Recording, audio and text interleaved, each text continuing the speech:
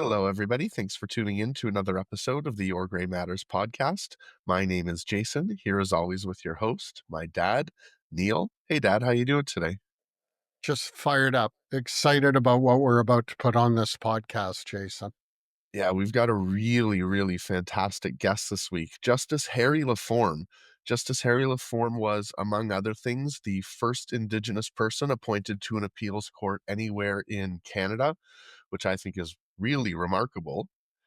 And Justice LaForme was also the first head of the Truth and Reconciliation Commission on Indigenous residential schools here in Canada, which is a powerful position. And, um, it's something that was very important to him, and yet he did not stick around until the end. And he talks a little bit about why that is.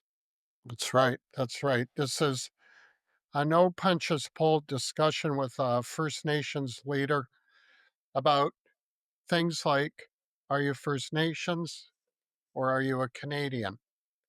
And we get into that topic. I come from the point, frankly, everybody, of ignorance. I've lived my life as we all have in this beautiful country with our First Nations communities.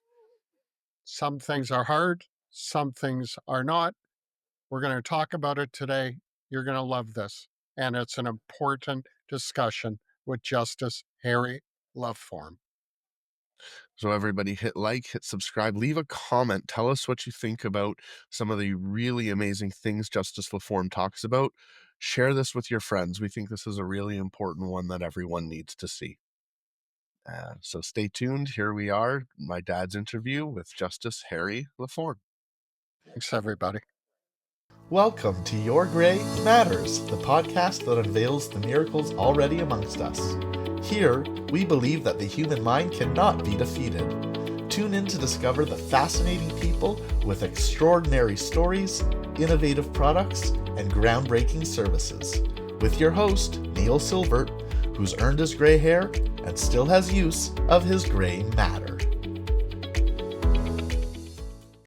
Hi, everybody. I'm Neil from the Your Grey Matters podcast. Welcome back. We're really glad to see you. And today, the Your Grey Matters podcast will continue what we always try to do.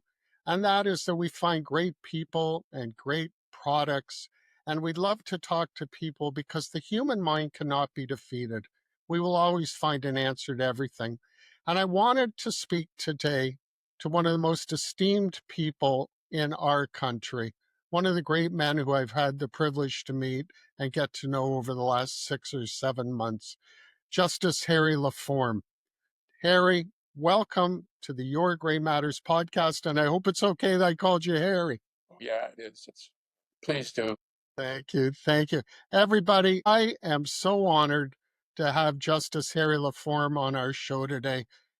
What I want to do is try to understand who First Nations people are. And as I read you this bio, you will understand why we are so lucky to have Harry on the show. And I want to, right from the start, profoundly offer to everybody my ignorance on First Nation communities, where they are in our country, and how we all fit in with each other. I'm searching for knowledge. You know, as a kid, and I'm 71, so in the 60s, Saturday morning was Cowboys and Indians shows. And they were a great study in what they thought then was entertainment. I think it was a great study on racism and a misunderstanding of two peoples who are living side by side. Or were we? That's the question. So I want to try and get through my own ignorance today, and perhaps you'll find some answers for yourself. And let me tell you a bit about Harry LaForme because he is amazing. Order of Canada, IPC. Harry, I found about 5 different definitions for IPC, so I'll be coming back to ask you which one that you chose. But the Honorable Harry S. LaForme is Anishinaabe and a member of the Mississauga of the Credit First Nation located in southern Ontario. He was born and raised mainly on his reserve during a time when the Indian agent, and we're going to talk about that, was present on the nation. Many of his family continue to reside and remain active in the First Nations government. Harry graduated from Osgoode Law School in 1977. Should call that Osgoode Hall. And he was called to the Ontario Bar in 1979.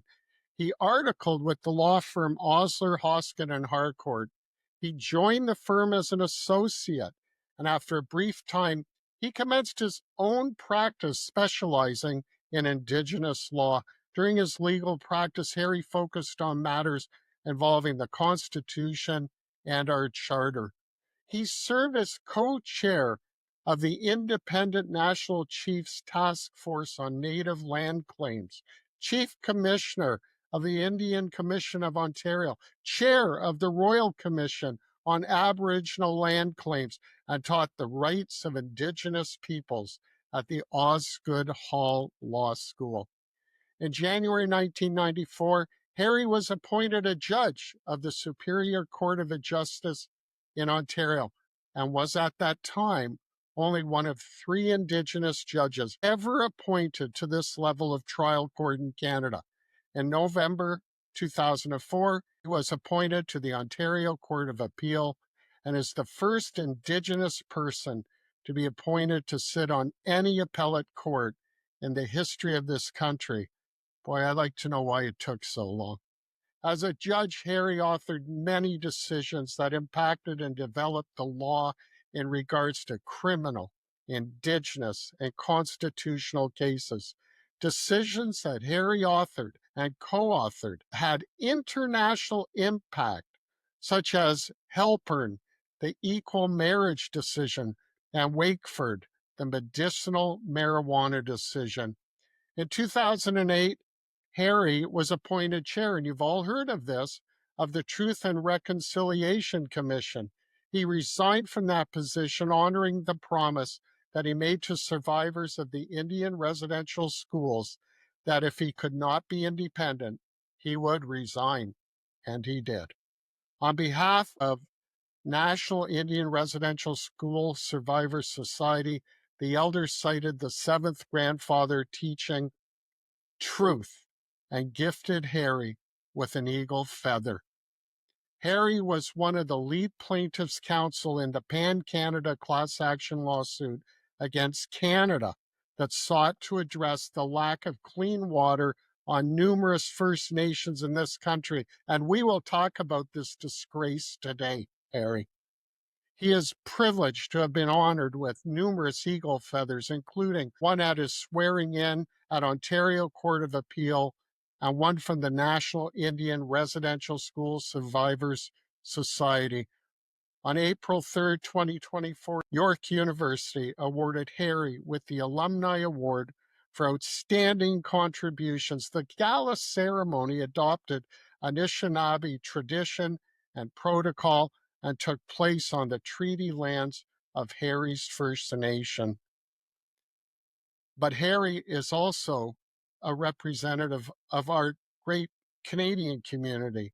He's a great Canadian, and on November 27th, 2024, the Friends of Simon Wiesenthal honored Harry by gifting him an Allyship Award at their Spirit of Hope Gala event.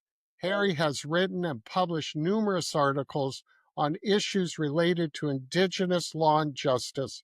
He speaks frequently on many topics that include Indigenous issues, Indigenous law, criminal law, constitutional law, and civil and human rights. Harry has received awards in regards to his commitment to social justice. Harry, I could have done a lot more about you. Thank you for coming on. Hey, everybody, let's welcome to the Your Grey Matters podcast, Justice Harry LaForme. Welcome, Harry. Thank you, Neil. And yes, by all means, please call me Harry. That's what I always told everybody, even when I went into court. I used to say, I'm just Harry. So thank you for that glowing introduction. I didn't even recognize that person. I have to tell you, you are one of the great people that I've met and that we have in our great world. Harry, I want to start off by asking you something right from your bio. You mentioned Indian agent. Let's set the tone. What is an Indian agent and what did that mean? Well, you go back to when, well, even before, when my father and my grandfather were on the reserve. We were being raised on the reserve. And the government of the time, we have what we call an Indian Act. And the Indian Act basically says who an Indian is, where an Indian lives, who can be an Indian, who isn't an Indian. And it literally governed our lives from cradle to grave. And they still very much do right now. That Indian Act still is in place. It's the only piece of legislation in our country that designates a class of people all by itself and administers them in accordance with law. And this is constitutionally based. You go to section 9124 of our Constitution, and you will see that the government, the federal government, has responsibilities, legislative responsibilities over the matters described therein under that section 91. Section 9124 says they have responsibility for Indians and lands reserved for the Indians. That's how it says. And the government of Canada interpret that as saying we are responsible for them in every phase of their life. And they used to govern us that way. And the Indian agent, when I was growing up, was the person designated to the reserves that we had. We are very close to Six Nations Reserve. And an Indian agent would be responsible for, let's say, several where they live. And a reserve is a tract of land that's set aside for Indian people out of their traditional territory, or maybe they move them somewhere, and they don't own that land. They just have a right to occupy and use that land. That's what a reserve is. It's an occupation and use that land. And they govern everything that goes on that land back then. And the Indian agent was responsible. He was designated by the Department of Indian Affairs, the minister, if you will. And this person literally came and ran our council meetings. For example, the Indian agent would come on. We as kids, I remember, would watch and see the Indian agent drive by going to our council chambers to run the meeting. And if you weren't going to do that meeting in English, you weren't going to have a meeting.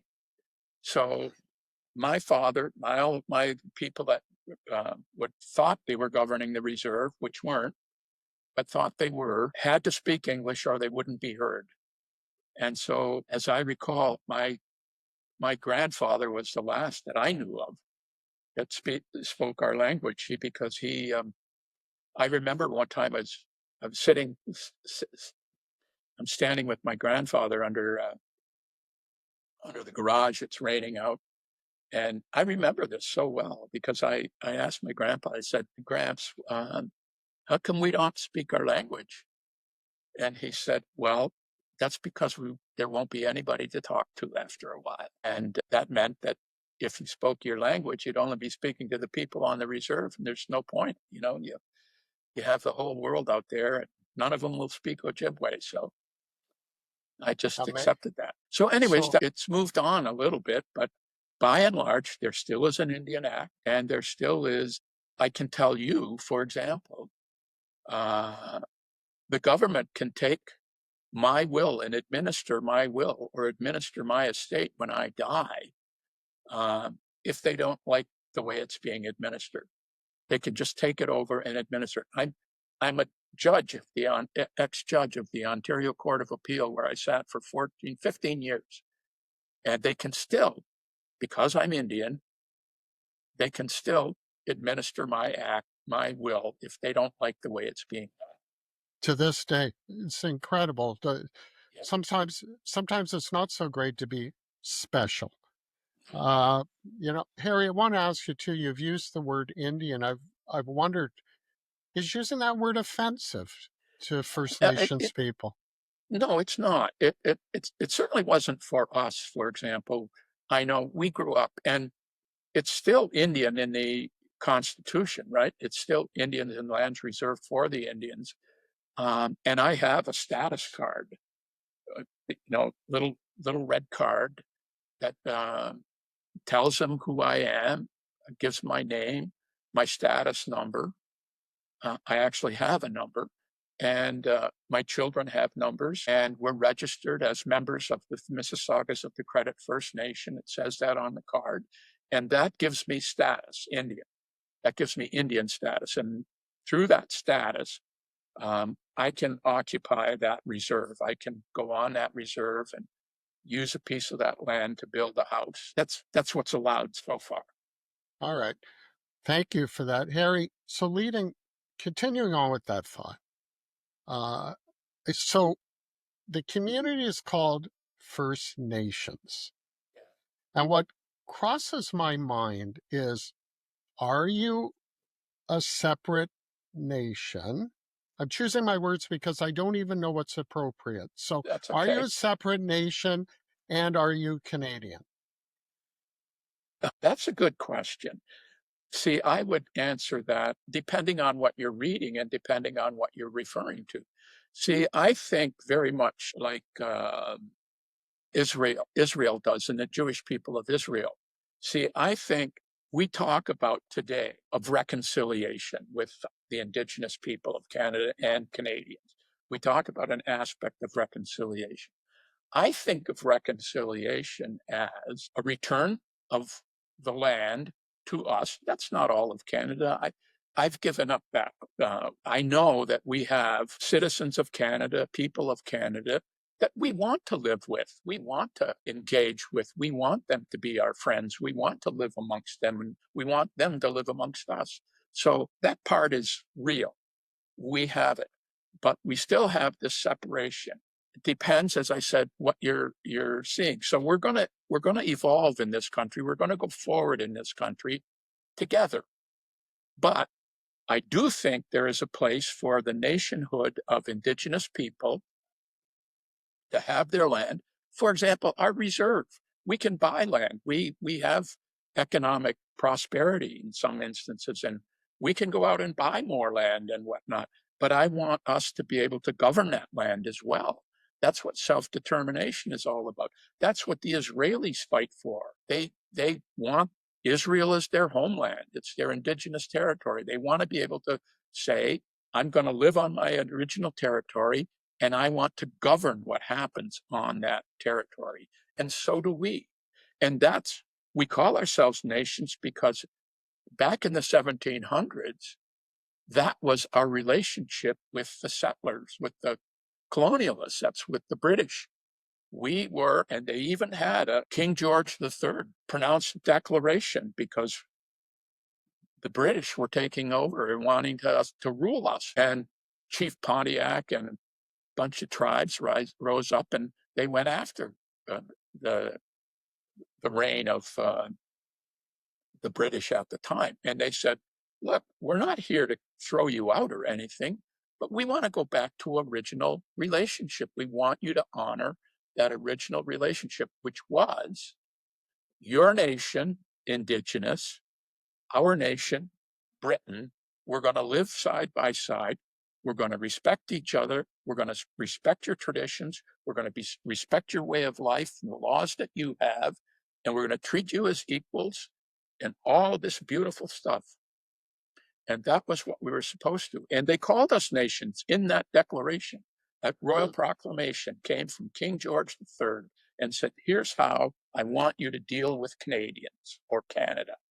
You're going to do this. We promise we're going to live side by side. We're going to respect you. You're going to respect us. And everything flows from that.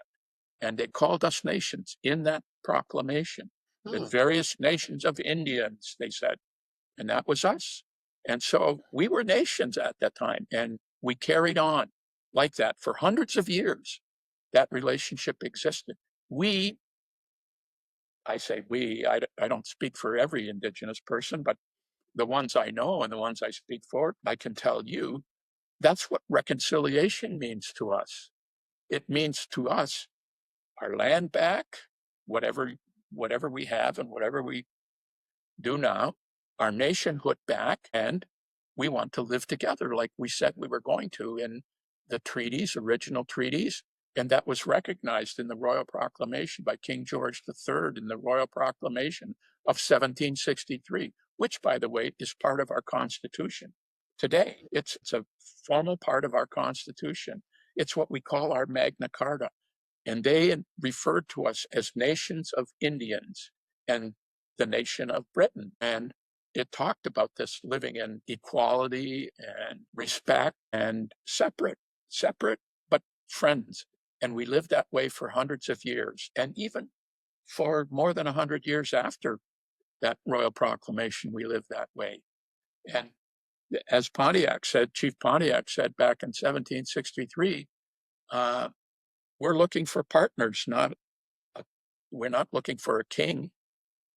And they agreed with us. And so that's what I say when I talk about reconciliation. I mean, land back, not all of Canada, of course. We don't look at that and say, you got to move out and everybody's got to go back to England or wherever they came from. We're saying, no, we want to live. We're proud to live here with Canadians and whatnot.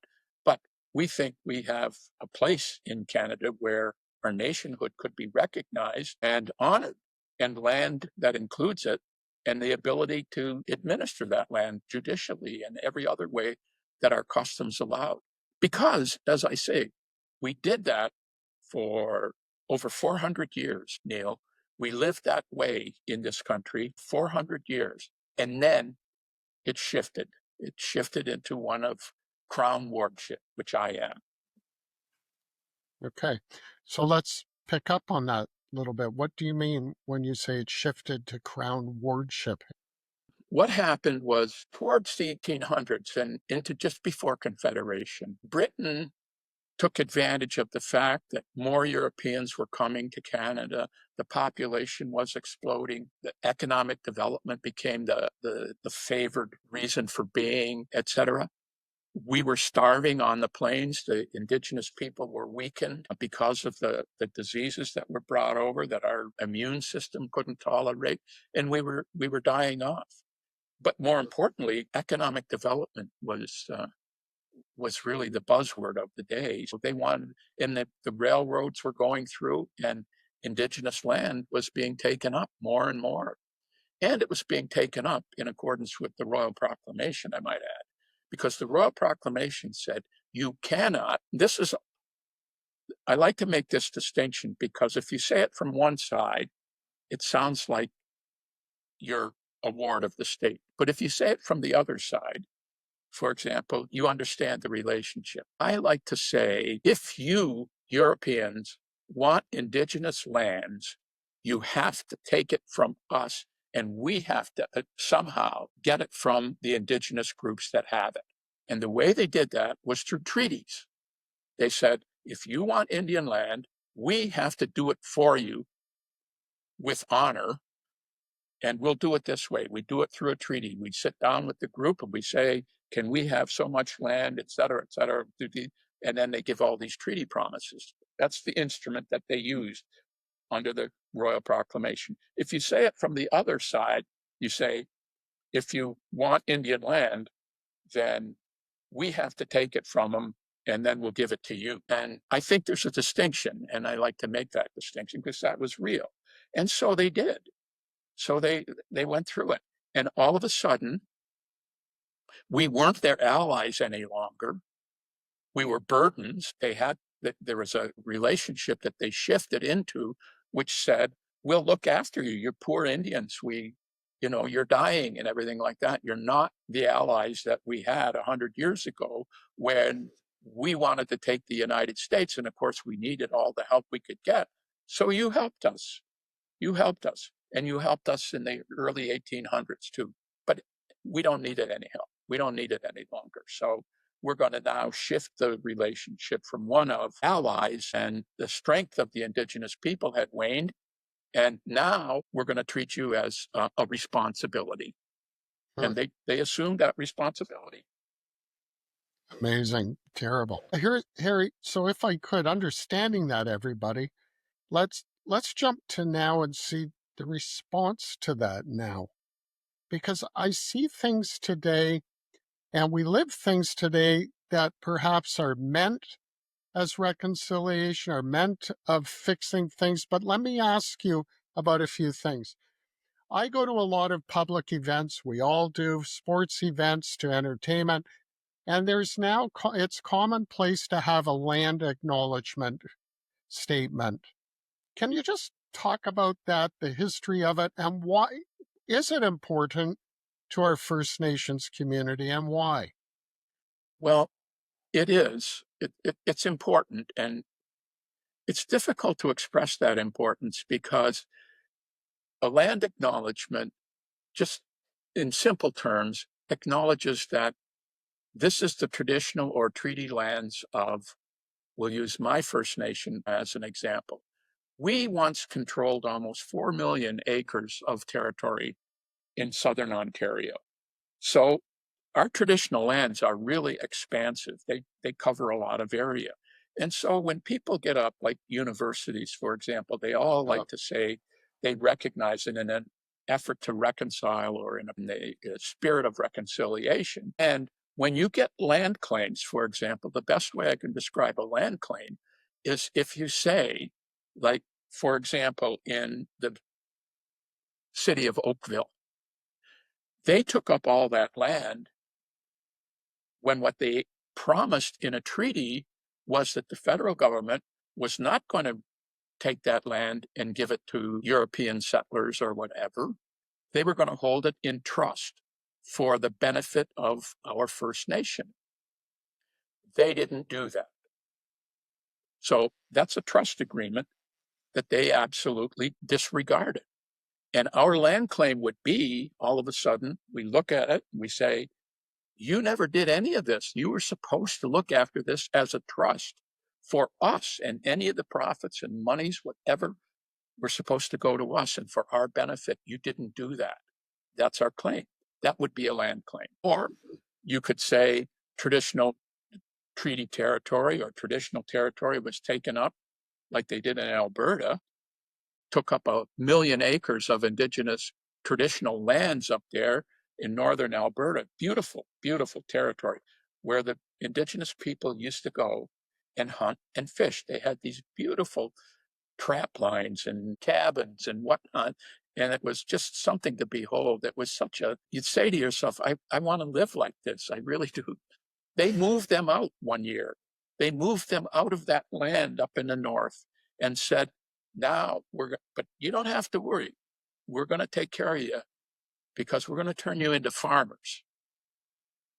And what they wanted that land for was to test cruise missiles from the United States. They took up this land just for the purpose of making a bombing range out of it. And they just destroyed ways of life for hundreds of Indigenous people and never compensated them for it. So that's part of it.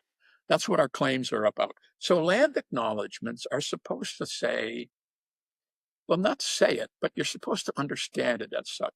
You're supposed to say, I'm on the traditional territory of Mississaugas of the Credit. I don't know why that isn't the first thing out of anybody's mouth, but it is. It should be.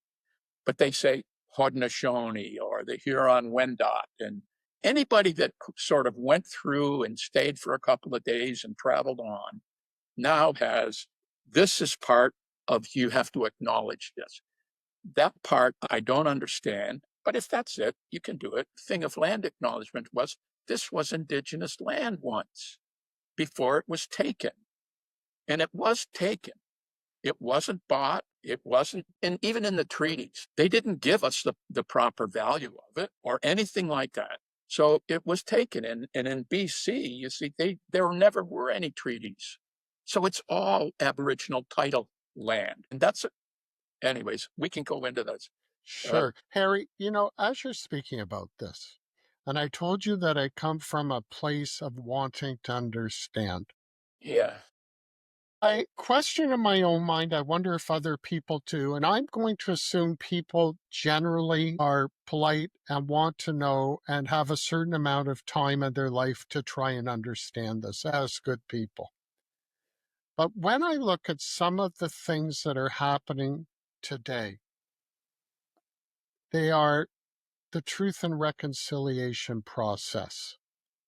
and it's so important. I'm upset about the fact that there are still First Nations communities without clean drinking water. These, I don't want to call them issues, but these things that seem to hit the news, let's put it that way. I don't want this just to be the flavors of the day, and yet they are such deep and important topics, not only for First Nations, but for human beings in general.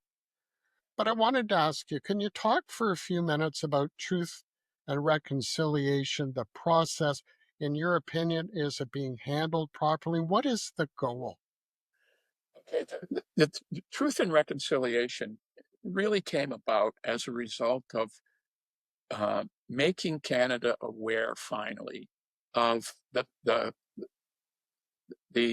nature of Indian Canadian relationship, and it flowed from the residential schools and that those abominations where 150,000 children, Indigenous children, were abused and forced into residential schools. The idea was you take them out of the wigwam, is how it was described in Parliament. You take them out of the wigwam and from the influence of their parents, and you put them in these schools that are miles away, and you don't let their parents see them except occasionally, and you say to them, now we're gonna assimilate you into Christianity and the way of life of Christians, and that's going to make you a Canadian. And of course, we know that didn't happen. And that was they were abused. They were used for medical experience, these kids. The last school, I mean, this isn't ancient history either. The last school closed 1997, 1997. So we were doing this as I was a kid. I mean, the only reason I think I didn't go to residential schools when a lot of my relatives did was because my father moved us down to Buffalo, New York, because that's the only place he could get a job that allowed him to work every day and for every year. That's a permanent job. General Motors had put new plants down there and they needed warm bodies. My dad got a job down there and he kept it and he moved us with him. So our visits to the reserve were on weekends and we stayed down there I went through high school down there. So that would have been about over 10 years. And we just visited back and forth. We were visitors to the reserve. But that's probably, I keep thinking about this, and that's probably what kept me out of residential school, was I wasn't here to go to residential school. I was in Buffalo, and I don't think he did it for that reason, but I look at that as a benefit that I had of my father moving us down to Buffalo. But that thing came out of residential schools. We learned about those horrible things that happened to our children. And we had this Truth and Reconciliation Commission that we put in place. I was the early chair of that. I didn't last very long because they wouldn't give me the independence, and I wasn't allowed the independence that I thought we would have. There was this eager for control of it by even some of my colleagues on the commission. And I said, no, I won't do this. If I can't be independent, it doesn't have my vision, then I'm not going to do it. I already had a good job. I was sitting on the Court of Appeal, for crying out loud. So I could go back to that. And I did. And that's why I got that eagle feather from the Residential Schools of Canada Society, and I'm still friends with them. They gave me this beautiful eagle feather because I was a man of my word, they said. I didn't allow this commission. So I'm not really, I, I guess I have to take pride in some of the work that the commission did because it certainly revealed over the years the truth of residential schools, which was horrific. It's just medical experiments were on our kids. Some of them were tattooed, for crying out loud. And the Jewish people and the Jewish community will know all too well about that. And some of that inhumanity that can be meted out by when you're not considered part of the human race or less than. And and out of this came Truth and Reconciliation Commission for 4 or 5 years. And out of it came these 94 ways in which you can reconcile with Canada, calls to action. And I look at them and I keep thinking, they're about education. They're about getting along with each other. They're about group hugs and everything like that. And I think there's more to that. I would have liked it to go on, and I still think it can. should be about reconciliation, about returning to that original relationship, which we did for over 400 years, and I think we could still do it. And I think there's a basis for it. The reconciliation, if you're looking for it, the Truth and Reconciliation's calls to action, they don't even do that. That's not even, the government says we're going to implement, we're going to make sure that all 94 of these recommendations, and now, what is it, how many years later and how many governments later, we're looking at it and we're saying, they haven't done any of it. The Yellowhead Institute in the North says they follow this stuff and they measure it. And they've said maybe a little bit of something, a little bit here, a little bit there, but by and large, nothing has happened on those 94 recommendations. And I almost don't care, because to me, that isn't reconciliation. I love it. It should be part of it, those calls to action, but that's not what real reconciliation is. And I guess that was that was the reason that I raised it, because I didn't know where we are in reconciliation right now. If the truth has come out, more or less, what you're telling me is there's 94 points, but we haven't reconciled yet, and there isn't a satisfaction within the First Nations community on this process. No, there isn't. And certainly, if anybody holds the view that I do, and I think a lot of Indigenous people do, that reconciliation is about land back and the ability to self-govern that territory that you get back, I think they'll tell you we're a long way from that. And part of it is our issues, like our land issues, our treaty issues, any rights issues, we have to go to the Canadian court. These are the people that implemented this, put this policy and laws in place. Now we have to go back to them and have them interpret it. And most of it is contrary to what we think. So we're having the perpetrators decide whether or not they're responsible. And if they are, what are they responsible for? Can I give you an example, Neil? Sure, please. Okay. Our land, 1888, we thought we still were under this original treaty stuff where we're all allies and we're friends and everything like that. But they needed the land. So they go to court. They ask the court, do Indians still have title to their lands? And they said no, because there is a principle called the doctrine of discovery. And the doctrine of discovery came out of the Catholic Church. It was the papal bulls back in 1400. And I have to say, the papal bulls are not anything but wishful thinking. This is how they want people to behave. There's nothing legal about it or anything like that. But the United States Supreme Court decided a case in early 1800s, and then we picked it up in the 1880s. And we said the doctrine of discovery says when you discover territory, it's yours. If they're savages, especially if they're not the same as us, they aren't as educated, or they have no education, nothing that we recognize in law. So therefore, you can go and do that, and you can take up that land. That's how the United States was taken up. That's how Australia is taken up. A lot of these countries were taken up by this law of the doctrine of discovery all across Canada. Then later on, the court said, well, maybe not the doctrine of discovery.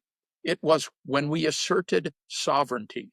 Now, I don't know what that means, and neither does the Supreme Court, what assertion of sovereignty means. But pretty much all of Canada is now, it doesn't belong to Indigenous people. And I've written articles about this, and I say, it's the magic of the doctrine of discovery, which is a fiction, by the way. That's the whole foundation of the government's claim to Indian lands or in Canada. It's a fictional based claim, but that's the law. It's incredible what you're telling us, and I'm listening to you so carefully. And I want to ask something, Harry, because you're 78 now. You're a young 78. Well, thank you. But does the 28-year-old First Nations person concern themselves with this anymore. What I was trying to do in this podcast, and you're doing it so well, and thank you, but it's a question of relevance today in the minds of people, First Nations, non-First Nations. Is there relevance to all of this, do you believe, or must we have more study of history?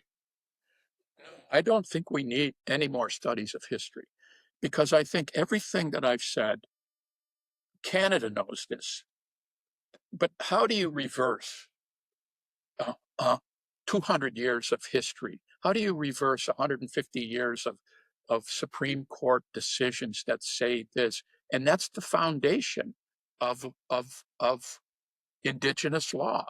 It's this fiction-based notion that somehow they obtained possession, ownership of lands in North America, especially Canada, that you simply assert sovereignty over. That's all. You say that. You don't know how you assert sovereignty. I have no idea how they do it.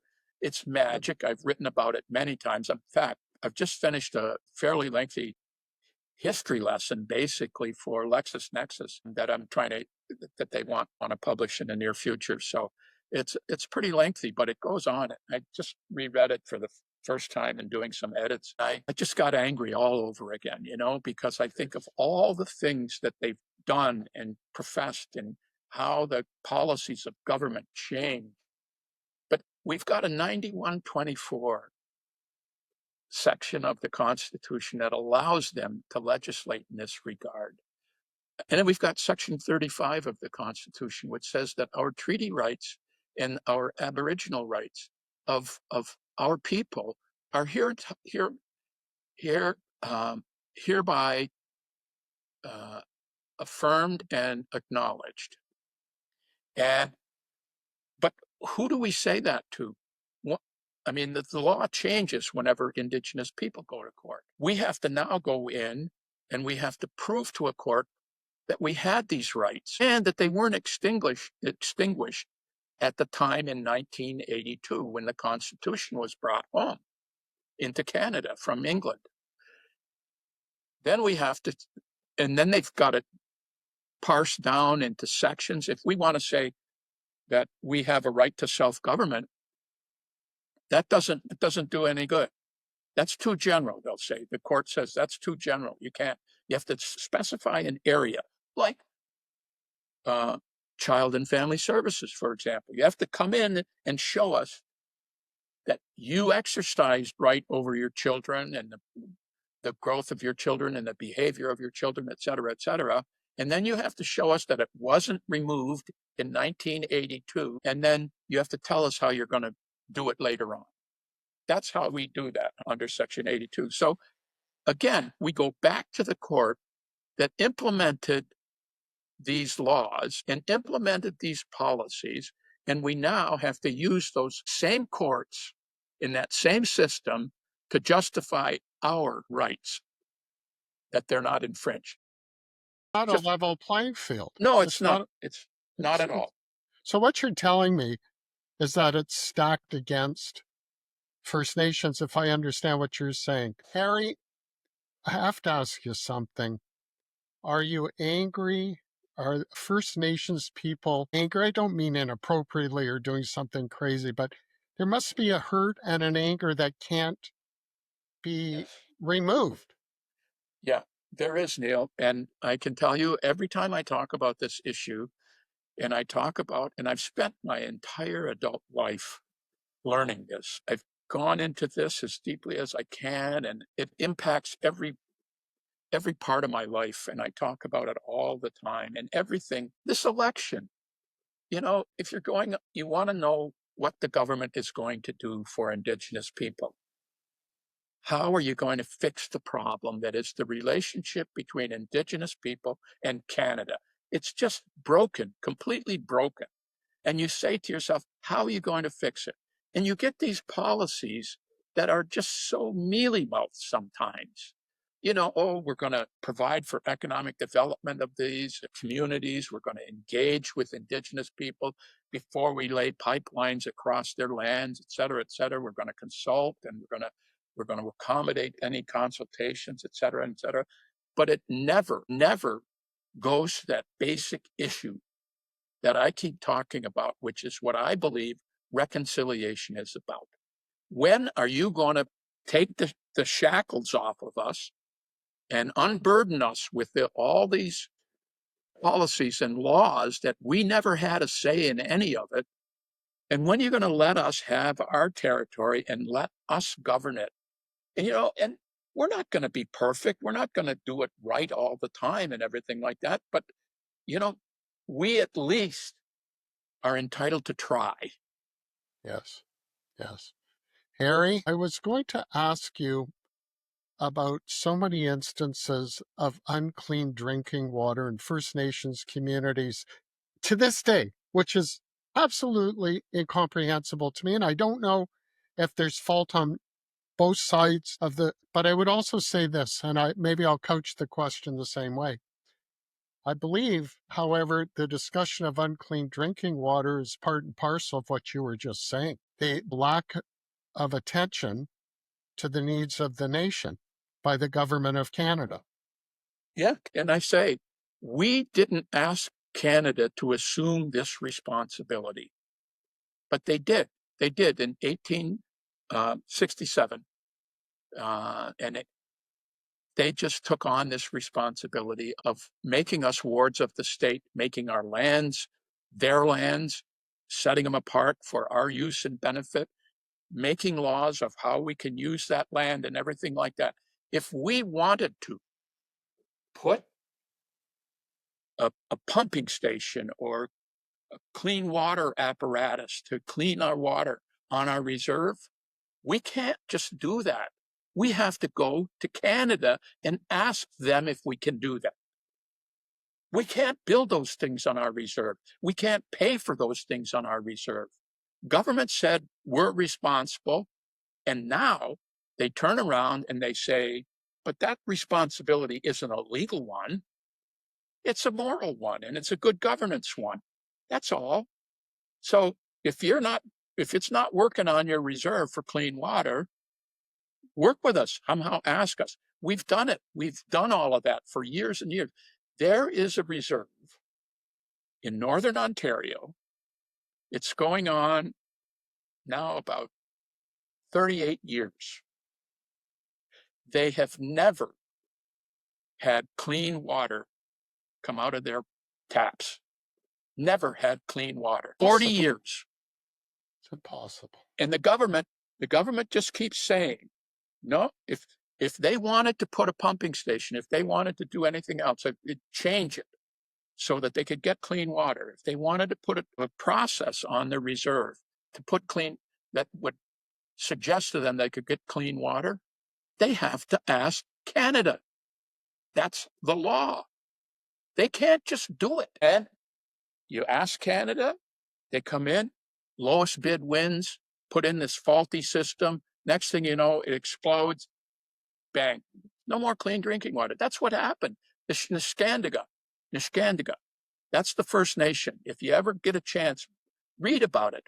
And it's just horrible what they have to go through year after year. There's people that grew up and died and never had clean water. That's nonsensical. In Canada, it's impossible to understand. It's impossible to understand it. But there is a way to understand it. And that is, what would that be? That would be, you're responsible, Canada. You took on this responsibility. We didn't ask you to take care of it. We didn't ask you to put us on lands that you had complete authority over. We didn't ask you to be people that you had complete authority over. We didn't ask you to do this, but you did. You did. And now you're negligent in how you're handling that obligation. You're negligent, and they don't care. Perhaps with a new government coming in, irrespective of who wins, maybe the process will be moved forward. We can only hope so. You know, one thing I do, I look and I wait to hear what they're going to do for I care deeply about what the government's position is on Palestine, Israel, Middle East, everything. I care very much about that. I have, as you know, some of my greatest friends are Jewish and are Israeli, and I care deeply about that. But I also care very deeply about my own people and what the government does about them. And you can imagine the struggle that I will have if I say, here's the government promises to do this for Israel or take this position vis-a-vis Israel, but has nothing to say about Indigenous rights. And then I have one that says the opposite. And then there's an Indigenous rights, but it's nothing. It's just usual BS. I mean, when you talk about I have no voice or I have no say in what happens to Indigenous people, I mean it. And I've listened to everybody through these campaign speeches. Tell me about what you're going to do for Indigenous people. And it's all the same path over and over again.